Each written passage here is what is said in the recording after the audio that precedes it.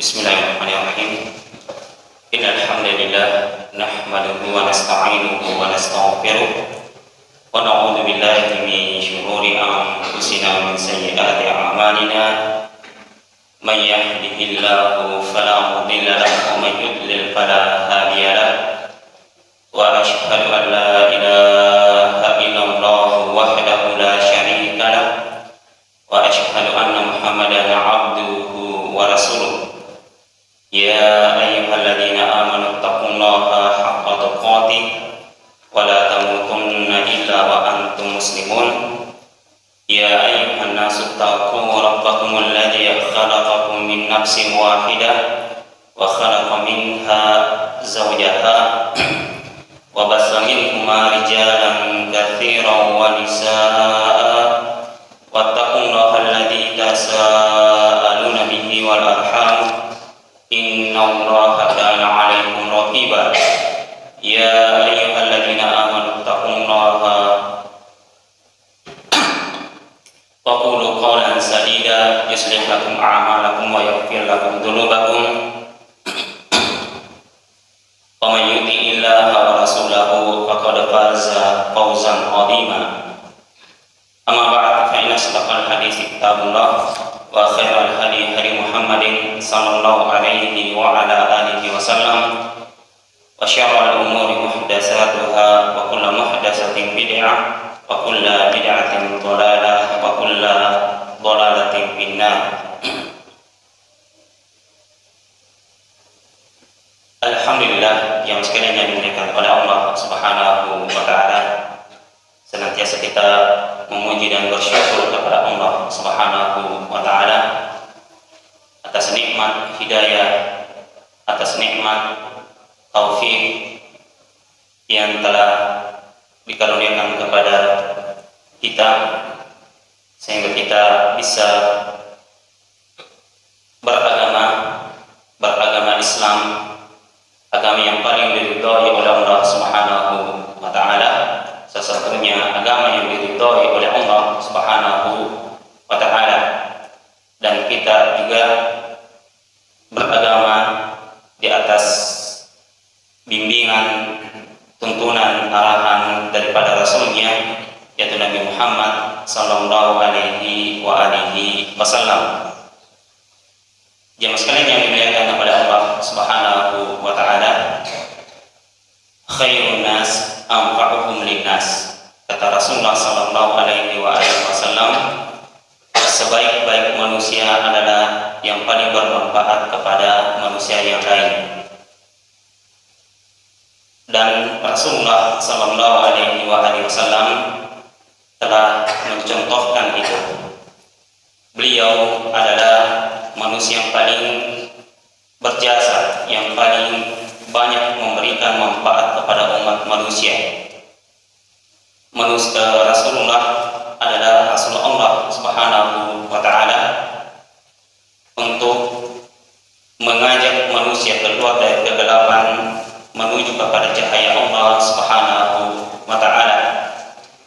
Maka Rasulullah sallallahu alaihi wa alihi wasallam adalah manusia yang paling bermanfaat bagi umat manusia ini. Dan kapan kita ingin juga mendapatkan kemuliaan tersebut, predikat tersebut, khairun nas, manusia terbaik, adalah hendaknya kita banyak-banyak memberikan manfaat kepada umat manusia ini. Dari segi ilmu, kita berikan manfaat, pengajaran-pengajaran kepada sesama kaum muslimin, dari segala hal yang bisa meringankan dan membantu urusan-urusan mereka, termasuk atau terutama dalam urusan-urusan akhirat. Maka perbanyaklah diri-diri kita ini untuk terlibat di dalamnya, membagi dan memberikan manfaat kepada sesama umat manusia. Jemaah sekalian yang dimuliakan oleh Allah Subhanahu wa taala, hadis-hadis yang kita pelajari itu tentunya sumbernya dari Rasulullah sallallahu alaihi wasallam, sehingga dengannya kita bisa mengetahui agama Allah Subhanahu wa taala dengan baik. Kemudian hadis-hadis Rasulullah Sallallahu Alaihi Wasallam tersebut pun disebarkan oleh para sahabat, para tabi'in, para tabi'in, dan para ulama-ulama hadis, sehingga kita bisa mendapatkan manfaat tersebut dari mereka-mereka. Yang seandainya hadis-hadis Rasulullah Sallallahu Alaihi Wasallam tidak tersebar, bahkan mungkin tidak dibukukan seperti yang ada di hadapan kita ini, maka kita tidak mengetahui agama kita dengan baik. Kita akan berdebat terus.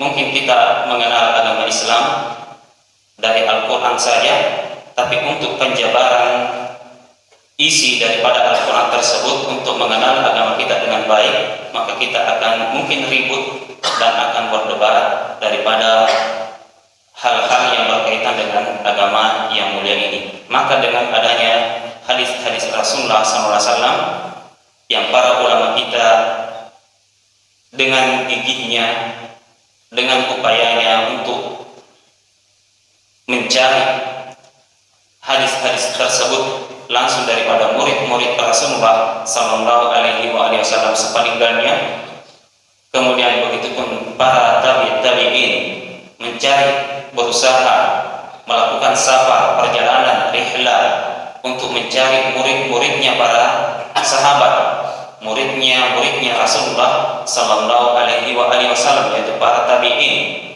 Maka mereka mencarinya dan menanyakan tentang apa yang telah mereka dengarkan dari sahabatnya Rasulullah Sallallahu Alaihi Wasallam. Begitupun seterusnya, dan sampailah kepada kita jamaah sekalian hadis-hadis Rasulullah Sallallahu Alaihi Wasallam tersebut, sehingga dengan hidayah dan taufik Allah Subhanahu Wa Taala tentunya kita bisa mengenal agama kita sesuai dengan bimbingan Rasulullah Sallallahu Alaihi Wasallam. Jemaah sekalian yang dimuliakan oleh Allah Subhanahu Wa Taala, kita masih berada pada babul ikhlas, masih dalam hadis yang disebutkan oleh Sa'ad bin Abi Waqqas bin Malik, sahabat yang mulia ini, Malik bin Uhayb bin Abdi Manaf bin Zuhra bin Kilab bin Murrah bin Ka'ab bin Lu'ay al-Qurashi az-Zuhri radhiyallahu ta'ala anhu. Hadisnya yang cukup panjang, dan mudah-mudahan pada malam hari ini kita bisa menyelesaikan setelah pertemuan sebelumnya, 2 atau 3 kali pertemuan sebelumnya kita sudah membahas satu hadis ini. Mudah-mudahan pada malam hari ini kita bisa menyelesaikan apa-apa yang kita bisa ambil pelajari dari hadis tersebut. Terakhir, jemaah sekalian yang dimuliakan oleh Allah Subhanahu Wa Taala, kita membahas tentang perkataan atau di antara faidah yang bisa kita ambil dari hadis Sa'ad bin Abi Waqqas radhiyallahu ta'ala anhu ini tentang menjenguk orang sakit. Menjenguk orang sakit, maka ada beberapa hukum yang disebutkan oleh Syekh Shalih Al-Utsaimin rahimahullahu ta'ala. Selain kita membawa menjenguk mereka dengan mendoakannya, kemudian ada hukum-hukum yang lain yang disebutkan oleh beliau. Orang yang sakit terkadang ada isyarat-isyarat untuk penjenguknya, maka dilihat apabila orang yang sakit tersebut terlihat senang, bahagia dengan kedatangan seseorang penjenguk, maka hendaknya orang tersebut agak tinggal berlama-lama untuk menemaninya, karena dia akan merasakan kesembuhan dengan melihat saudaranya, dengan melihat penjenguknya tersebut, karena dia senang terhadap orang tersebut, dengan isyarat-isyarat yang sudah tentunya bisa dipahami. Adapun kalau sebaliknya, maka hendaknya penjenguk tersebut tidak berlama-lama, ya cukup mendoakannya kemudian dia meninggalkan orang yang sakit tersebut, dan beberapa hal yang telah kita sebutkan pada pertemuan sebelumnya. Kemudian jemaah sekalian yang dimuliakan oleh Allah Subhanahu wa taala, ya di antara faedah yang telah kita juga sebutkan bahwa indahnya, baiknya daripada perangai dan akhlak Rasulullah sallallahu alaihi wasallam. Bagaimana beliau mengunjungi sahabatnya, berziarah ke rumah-rumah mereka dan mengucapkan salam atas mereka. Bahkan disebutkan dalam hadis yang ada, yang Rasulullah SAW tidak pernah canggung-canggung dan merasa gengsi untuk mengucapkan salam kepada anak kecil. Bahkan memasukkan rasa gembira kepada mereka. Umair, ya salah seorang Abu Umair, masih kecil sudah ada kunyahnya. Pernah bermain-main dengan seekor burung, kemudian burungnya tersebut mati. Ya, maka Rasulullah SAW menghiburnya dan mengatakan, ya Abu Umair, mada fa'alan Nuwair, wahai Abu Umair, apa yang dilakukan oleh An-Nuwair, apa yang telah dilakukan oleh An-Nuwair. Kemudian di antara faedah hadis Sa'ad bin Abi Waqqas, kita ringkas saja ini, annahu yanbaghi lil insani musyawaratu ahli al-ilm di anna Sa'ad bin Abi Waqqas radhiyallahu ta'ala anhu istasyara Nabi sallallahu alaihi wasallam hinama arada an yatasaddaq bi syai'in min malihi.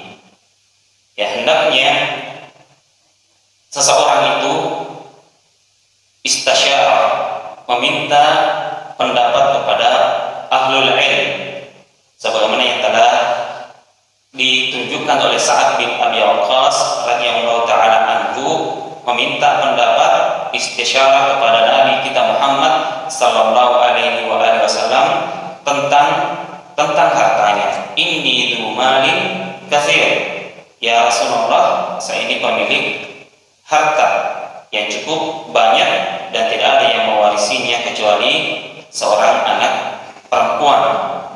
Apakah aku boleh bersedekah, memberikan wasiat istilahnya, dengan sulusai mali, dengan 2/3 daripada hartaku, sampai akhir hadis yang telah kita sebutkan? Rasulullah mengatakan tidak. Rasulullah mengatakan, saat mengatakan nisfah, setengahnya, Rasulullah mengatakan tidak. Saat mengatakan sulus, bagaimana kalau sepertiganya ya Rasulullah? Rasulullah mengatakan as-sulus, ya boleh, tapi as-sulusu was-sulusu kasir, itu pun masih banyak. Maka Rasulullah sallallahu alaihi wasallam ya melihat batasan daripada wasiat yang akan diberikan, disedekahkan oleh orang yang sakit keras seperti Sa'ad bin Abi Waqqas. Itu batas harta yang boleh dia sedekahkan cuma sepertiga. Bahkan kita telah sebutkan Abdullah bin Abbas radhiyallahu ta'ala anhuma mengatakan seandainya manusia mengambil yang 1/4 saja, karena Rasulullah mengatakan sepertiga itu masih sangat banyak. Begitupun Abu Bakar radhiyallahu ta'ala anhu mengatakan 1/5, karena Abu Bakar radhiyallahu ta'ala anhu melihat bahwa 1/5 itulah beliau mengambil karena itulah juga yang diridhoi oleh Allah Subhanahu wa taala untuk dirinya. Walillahi khumsahu walirrasuli walidil qurba, dan ila akhir ayat. Dan bagi Allah 1/5-nya di dalam surat Al-Anfal yang kita baca. Kemudian jamaah sekalian yang dimuliakan oleh Allah Subhanahu wa taala, demikian pula ya perkataan ma khaba man istakhara wa la nadiba man istasyara.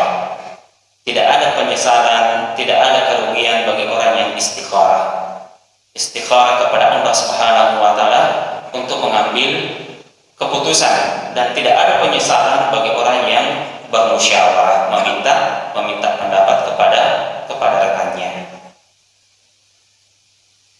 Jemaah sekalian yang dimuliakan oleh Allah Subhanahu wa taala, karena ada saja orang-orang tertentu yang Allah Subhanahu wa taala berikan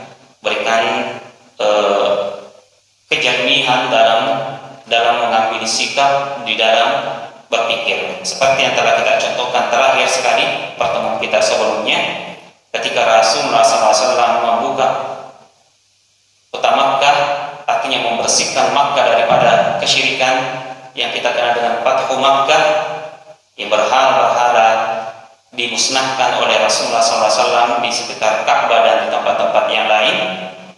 Kemudian setelah itu Rasulullah SAW pernah mengatakan kepada Aisyah radhiyallahu taala anha, wahai Aisyah, laula anna qaumaki haditsu ahdin bi kufrin labanaitul ka'bata ala qawaidi Ibrahim wa la ja'altu laha babaini baban yadkhulu minhu an-nas wa baban yakhrujuna min. Wahai Aisyah, seandainya umatmu, kaummu, bukan orang-orang yang baru mengenal Islam, bukan orang-orang yang baru keluar daripada kekufuran setelah Fathu Makkah, maksudnya Abu Sufyan dan rekan-rekannya itu baru masuk Islam. Maka seandainya mereka bukan orang-orang yang baru keluar daripada kekufuran mengenal Islam, maka pasti aku akan membangun Ka'bah, membangun kembali Ka'bah seperti pondasi yang telah diletakkan oleh Ibrahim alaihissalam. Jadi Ka'bah yang ada sekarang itu ukurannya tidak sesuai dengan apa yang telah diletakkan pondasinya oleh Ibrahim alaihissalam. Dan ini masalah urgen, ikhwas sekalian. Masalah urgen jauh lebih urgen daripada hal-hal yang biasa kita anggap urgen sekali, penting sekali. Ini masalah Ka'bah, kiblat kaum muslimin. Ukurannya tidak sama dengan seperti semula, tapi Rasulullah SAW tidak merubahnya. Dan aku juga akan membuat 2 pintu di Ka'bah. Pintu yang satu manusia masuk lewat pintu tersebut, dan pintu yang satu khusus pintu keluar, orang yang telah berada di dalam Ka'bah melewati pintu untuk keluar. Maka tentunya para jamaah sekalian, tentunya ini yang sangat penting sekali, mungkin melampaui, tidak ada apa-apanya daripada hal-hal yang biasa kita anggap ini penting sekali. Kenapa tidak ada keputusan seperti ini? Kenapa lain keputusannya? Ya, ada saja orang-orang yang Allah berikan kejernihan di dalam berpikir yang kita mungkin belum sampai pada hal-hal pada taraf tersebut.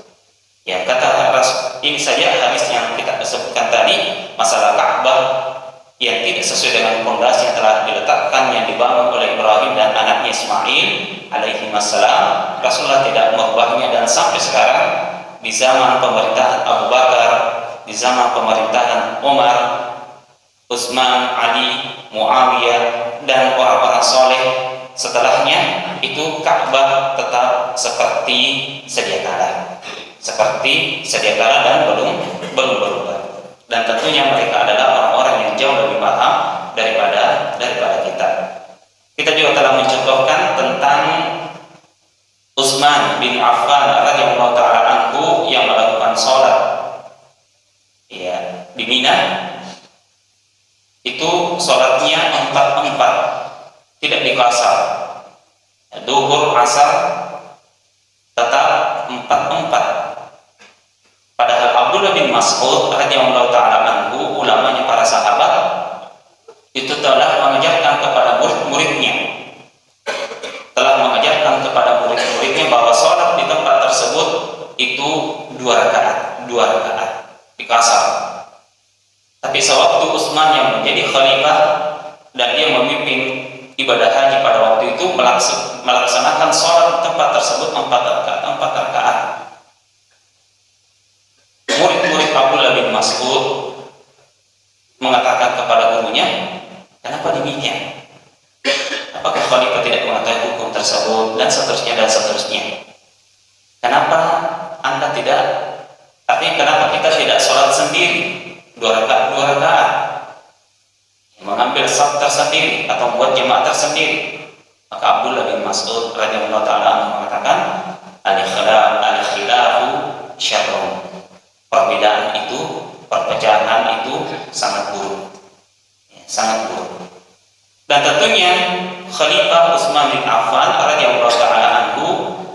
punya alasan tersendiri. Kenapa beliau tidak melakukan sholat seperti sholatnya Rasulullah SAW di tempat tersebut. Ya, ternyata beliau melihat di belakang atau pada waktu itu banyak yang ikut berhaji orang-orang Badui, orang-orang dari pedalaman, orang-orang yang jauh dari kota. Jadi beliau khawatirkan kalau sholat duhur 2 rakaat, sholat asar 2 rakaat, dan tentunya belum ada mikrofon seperti ini yang bisa suara kita terdengar di mana-mana, dikhawatirkan mereka akan kembali nanti ke kampungnya, ke pedalaman, dan memberikan fatwa kepada penduduk kampung di tempatnya dan mengatakan sholat duhur sekarang 2 rakaat, sholat asar sekarang sudah 2 rakaat, bukan lagi 4 rakaat. Ya, maka ada kejernihan dalam berpikir orang-orang yang telah Allah Subhanahu wa taala karuniakan atas itu kepada mereka. Kemudian jamaah sekalian yang dimuliakan oleh Allah Subhanahu wa taala, min ajli ayyatamakkana an-nas min dukhuli baitillahi azza wa jalla lakin taraka dhalika khaufun fitnah ma'a kaunihi maslahah. Maka Rasulullah SAW meninggalkan itu ya karena Rasulullah SAW mengkhawatirkan fitnah, padahal itu maslahatnya sangat besar.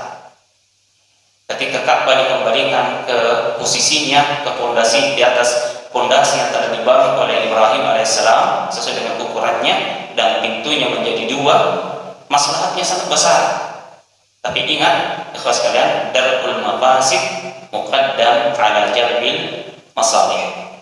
Kaidah yang sangat tenar, yang sangat masyhur, menolak mafsadah, kerusakan, mencegah kerusakan itu lebih diutamakan daripada menuai atau mengambil manfaat. Selama bisa, kita akan mencegah daripada mafsadah, kerusakan tersebut, daripada sekadar mendapatkan manfaat. Ketika 2 hal bertemu, maka didahulukan darul mafasid daripada muqaddam ala jalbil masalih. Seperti firman Allah Subhanahu wa taala, ini masalah urgen sekali. Ketika orang-orang menyembah kepada selain Allah Subhanahu wa taala, menyembah kuburan, menyembah berhala, ini adalah kerusakan yang sangat fatal, kesyirikan. Kita muncul kita, kecemburuan kita, kenapa mereka menyembah kepada selain Allah Subhanahu wa taala, padahal Allah kita mengetahuinya bersama yang telah menciptakan alam semesta ini, yang telah menghidupkan, menciptakan umat manusia, memberikan fasilitas kepada mereka, kesehatan, mengatur urusan mereka. Tapi kenapa umat manusia sebagian di antara mereka melenceng, lari kepada selain Allah Subhanahu wa taala dan memberikan peribadatannya, takarrubnya kepada selain Allah Subhanahu wa taala? Kita cemburu dengan hal tersebut, kita marah dengan hal tersebut. Tapi dalam kemarahan kita tidak boleh mencela Tuhan mereka. Kita tidak boleh mencela patung-patung, berhala-berhala mereka yang mereka sembah. Itu dilarang oleh Allah Subhanahu wa taala. Kapan kita melakukan hal tersebut? Ya, bisa saja orang yang jahil, mereka yang jahil justru berbalik mencela Tuhan kita, mencela Allah Subhanahu wa taala tanpa sepengetahuan mereka bahwa mereka telah mencela Allah Subhanahu wa taala. Siapa yang memancingnya? Kita yang memancing mereka melakukan dosa yang sangat besar, menambah dosa mereka. Makanya Allah Subhanahu wa taala mengatakan, "Wala tasubbul ladzina yad'una min dunillah fayasubbullaha 'adwan bighairi 'ilm." Dan janganlah kalian mencela orang-orang atau tuhan-tuhan yang mereka sembah selain Allah Subhanahu wa taala, karena bisa saja mereka akan mencela Allah, berbalik mencela Allah, adwan, dan menjadikan sebagai musuh bighairi 'ilm, tanpa ilmu. Maka untuk itu, jangan sekalian yang dimuliakan oleh Allah sikap, maka kita sangat membutuhkan untuk istisyarah kepada ahlul ilm, kepada orang-orang yang mengetahuinya, dan senantiasa melakukan istikharah kepada Allah Subhanahu wa taala. Kemudian di antara faedah yang lain jemaah sekalian, hendaknya orang yang meminta pendapat itu juga menyebutkan permasalahan yang jelas, duduk permasalahan yang jelas, dan perkara yang begitu perkara dengan jelas, jangan samar-samar. Ya, jadi hendaknya orang-orang yang ingin meminta pendapat arahan dari ahlul ilm misalnya, atau orang yang lebih mengetahui, maka itu menceritakan, menggambarkan dengan jelas duduk perkara atau masalahnya, seperti yang dilakukan oleh Sa'ad bin Abi Waqqas radhiyallahu ta'ala anhu. Ya, inilah hadis yang sekalian, segala apa yang kita dapatkan dalam hadis itu selalu ada hikmahnya, selalu menjadi pelajaran. Hadis tentang hadisul ifk, fitnah tentang Aisyah radhiyallahu ta'ala anha, ternyata kata demi kata, kalimat demi kalimat, ulama kita telah menjelaskan tentang manfaat faedah yang bisa diambil dari hadis tersebut, sama dengan hadis ini. Perkataan Sa'ad yang mengatakan, an inni dumalin wala yarisuni illa ibna, ila akhiril hadis.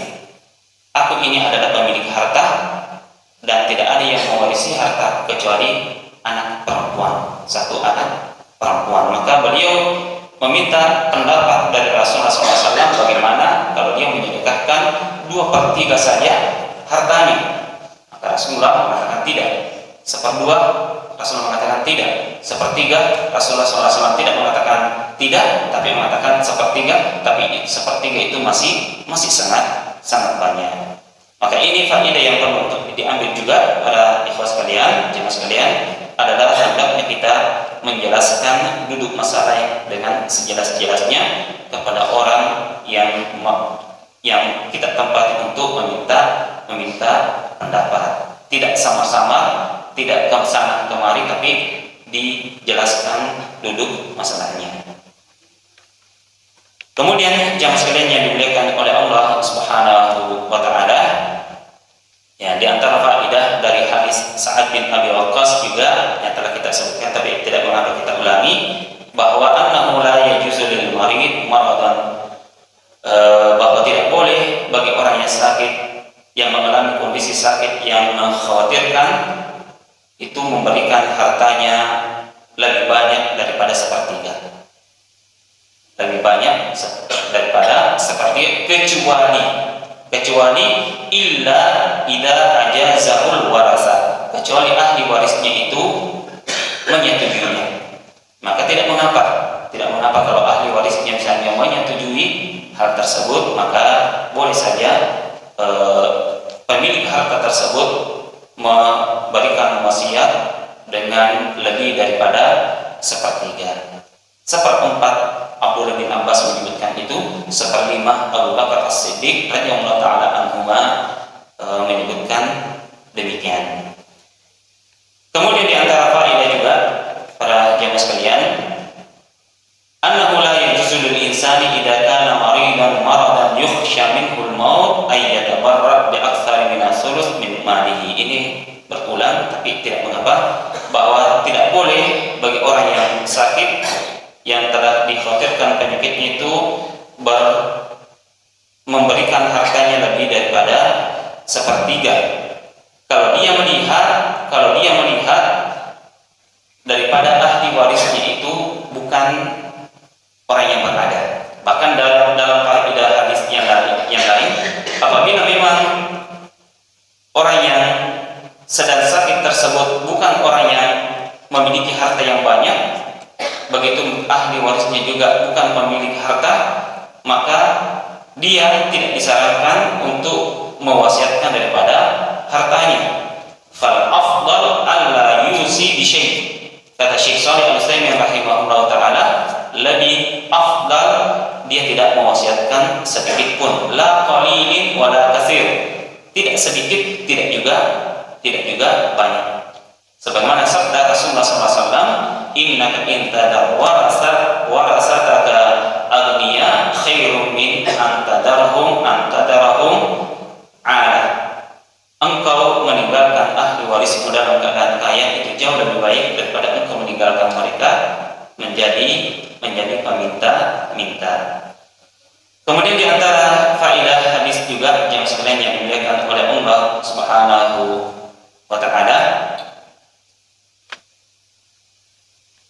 khaufus sahabah al-muhajirin min Makkah ayyamutu fiha.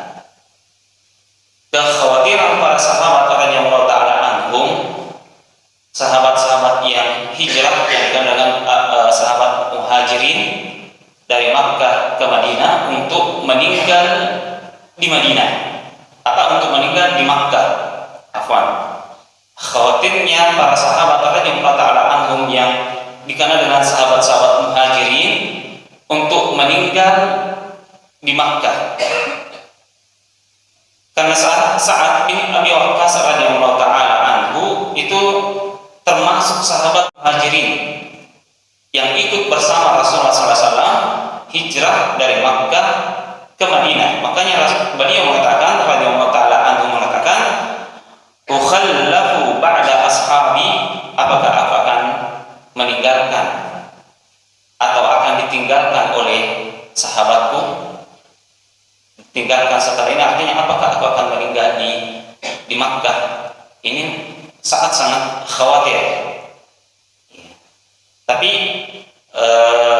Rasulullah Sallallahu Alaihi Wasallam dengan wahyu Allah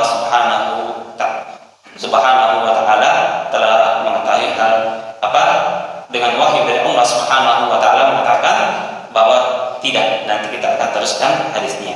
Intinya ya mas sekalian, para sahabat itu khawatir kalau dia telah berhijrah dari sesuatu untuk kembali ke sesuatu tersebut. Maka ini juga menjadi faedah bagi kita yang telah berhijrah dari riba, meninggalkan riba. Maka kita khawatir jangan-jangan kita sampai kembali ke riba dan meninggal dalam keadaan tersebut. Berhijrah dari maksiat menuju ketaatan, maka orang yang telah berhijrah itu hendaknya khawatir untuk kembali kepada kemaksiatannya. Orang yang telah berhijrah dari kesyirikan kepada tauhid, maka hendaknya dia khawatir dan senantiasa meminta perlindungan kepada Allah Subhanahu wa taala untuk tidak kembali kepada kesyirikan tersebut.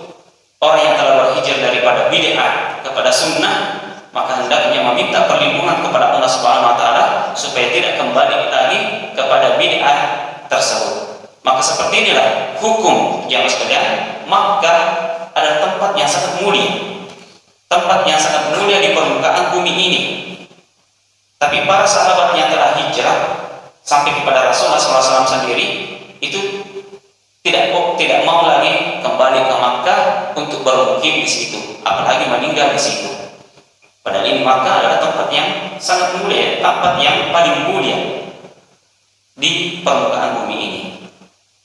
Makanya Rasulullah SAW setelah Fathu Makkah bukan tinggal di Makkah, bukan bermukim di Makkah, kembali lagi ke Madinah. Padahal Makkah lebih mulia daripada Madinah. Begitupun Sa'ad, apakah aku akan ditinggalkan oleh sahabatku dan akan meninggal di sini dengan penyakitku yang sudah parah ini? Beliau khawatir, maka beliau meminta bertanya kepada Rasulullah SAW tentang hal tersebut. Kemudian jamaah sekalian yang dimuliakan oleh Allah Subhanahu wa taala, antara faedah hadis juga mukjizat, di antara mukjizat Rasulullah Sallallahu Alaihi Wasallam yang setelah ditanya oleh Sa'ad bin Abi Waqqas radhiyallahu taala anhu, Rasulullah SAW mengatakan, innaka lan tukhalla wa sawfa tukhla hatta yadurra bika aqwamun wa yantafi'a bika akharun. Sesungguhnya engkau tidak akan ditinggalkan, bahkan engkau akan masih tinggal lama. Artinya umurmu akan akan panjang, yang dengannya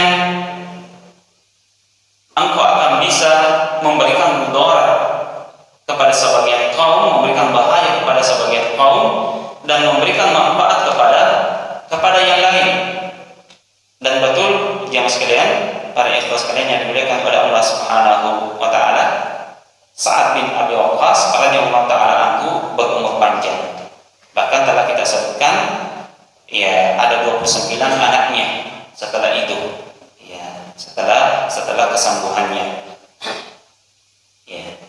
Dan di masa hidupnya banyak futuhat yang dilakukan bersama para khalifah kaum muslimin setelah Rasulullah sallallahu alaihi wasallam, dan beliau pemimpin perangnya. Banyak kota-kota atau negeri-negeri kafir dibuka lewat tangan beliau, ya, menjadi negeri kaum muslimin. Maka inilah maksud yang dikatakan oleh Rasulullah sallallahu alaihi wasallam, orang-orang kafir akan mendapatkan bahaya dengan kehidupanmu, dan orang-orang kaum muslimin akan mendapatkan manfaat dengan kehidupanmu. La'allaka an tukhlaq. Ya. La'allaka, Rasulullah SAW tidak menjazam memastikan, tapi Rasulullah SAW telah mengetahui hal tersebut lewat wahyu Allah Subhanahu wa taala. Mudah-mudahan engkau akan berumur panjang. Ya. Maka Rasulullah tidak falam yajzim, Rasulullah SAW tidak menjazam memastikan hal tersebut. Tapi apa yang dikatakan oleh Rasulullah itu terjadi. Apa yang disebutkan oleh Rasulullah, maka itu akan terjadi. Kemudian di antara kaidah hadis juga yang sekalian yang dimuliakan oleh Allah Subhanahu wa taala, annahu ma min insanin ya'malu 'amalan yabtaghi bihi wajha Allah illa izdada bihi rif'ah wa darajah, hatta wa in kana fi makanin la yahillu lahu al-baqa' fihi li'anna al-'amala syai'un wal baqa' syai'un akhar. Kata Syekh Shalih Al-Utsaimin rahimahullah taala bahwa manusia atau seorang daripada umat manusia ini ketika melakukan amalan-amalan soleh dan dia mengharapkan perjumpaannya dengan Allah, melihat wajah Allah Subhanahu wa taala, ikhlas karena Allah Subhanahu wa taala, pasti Allah akan menambahkan keutamaan, derajat dan ketinggian untuknya. Meskipun dia melakukan amalan soleh tersebut di tempat yang mungkin tidak halal baginya untuk tinggal di situ. Namun jamaah sekalian, ketahuilah bahwa amalan soleh adalah satu sisi tertentu, dan tempat itu adalah satu sisi tertentu juga. Lebih mudahnya kita pahamkan seperti ini. Sa'ad bin Abi Waqqas radhiyallahu taala anhu meskipun tinggal di Makkah dan melakukan amalan-amalan soleh di tempat tersebut dan memberikan manfaat yang banyak, maka amalan solehnya ketika dia lakukan yang bertagi bihi wajah Allah, mengharapkan wajah Allah Subhanahu wa taala, maka itu akan mendapatkan manfaat meskipun di tempat yang sebetulnya dia tidak halal untuk tinggal di situ. Ya, maka biasa muncul, dan ini bisa menjadi pelajaran, kita berikan garis merah di bawahnya, menjadi pedoman bagi kita bahwa amalan soleh di satu hal dan satu halnya adalah maksiat. Sama seperti orang yang sholat di atas tanah yang dirampas, melakukan sholat pada tanah yang dia tempati itu adalah tanah rampasan, mungkin tanah saudaranya atau tanah rekannya atau temannya. Bagaimana hukum sholatnya, Ustaz? Bukan tanahnya itu yang dia tempati, dia sholat di situ, dia juga beramal sholat di situ. Amal solehnya satu sisi, itu urusannya dengan Allah SWT. Kalau ikhlas karena Allah, makbul insyaallah. Tapi dia juga di satu sisi dia berdosa. Sama seperti orang yang sholat dengan memakai sarung curian. Ya, karena di antara syarat sahnya sholat menutup aurat, dan dia tidak bisa menutupi auratnya kecuali pakai sarung yang dia pakai kebetulan juga sarung curian, dia curi. Bagaimana hukum sholatnya? Bagaimana hukum sholatnya? Maka sholatnya tetap sah insya Allah, tapi dia berdosa dari satu sisi, dia mencuri. Jadi tidak bisa di satu paketkan hukum-hukum seperti ini. Ikhwas sekalian yang dimuliakan oleh Allah SWT. Sedikit lagi di antara faedah hadis yang kita mau sebutkan, bahwa ketika manusia telah berinfak dan mengharapkan wajah Allah Subhanahu wa taala, maka itu akan diganjar pahala oleh Allah Subhanahu wa taala meskipun dia bersedekah kepada keluarganya, kepada bapaknya, kepada ibunya, kepada saudara-saudarinya, bahkan kepada istrinya, kepada anaknya, bahkan kepada dirinya sendiri. Kata Syekh Shalih Al-Utsaimin rahimahullah taala, kalau dia meniatkan bahwa sedekahnya tersebut untuk mengharapkan wajah Allah Subhanahu wa taala, maka sedekahnya tersebut mendapatkan ganjaran pahala di sisi Allah Subhanahu wa taala. Terakhir yang sebenarnya yang dimuliakan oleh Allah Subhanahu wa taala, tapi yang disesalkan oleh Rasulullah SAW di akhir hadis adalah Sa'ad bin Khawlah, bukan Sa'ad bin Abi Waqqas. Yang Sa'ad bin Khawlah ditakdirkan oleh Allah Subhanahu wa taala meninggal di Makkah, padahal dia juga termasuk sahabat yang hijrah dari Makkah ke Madinah. Ya, ini sahabat yang mulia radhiyallahu taala anhu, Sa'ad bin Khawlah radhiyallahu taala anhu, yang ditakdirkan Allah meninggal di Makkah, bukan Sa'ad bin Abi Waqqas radhiyallahu taala anhu. Ini mungkin yang sempat kita sampaikan pada jam sekalian yang dimuliakan oleh Allah Subhanahu wa taala pada malam hari ini. Ya, semoga Allah Subhanahu wa taala memberkahi majelis kita. Semoga apa yang kita lakukan itu menjadi tambahan pahala di timbangan Allah Subhanahu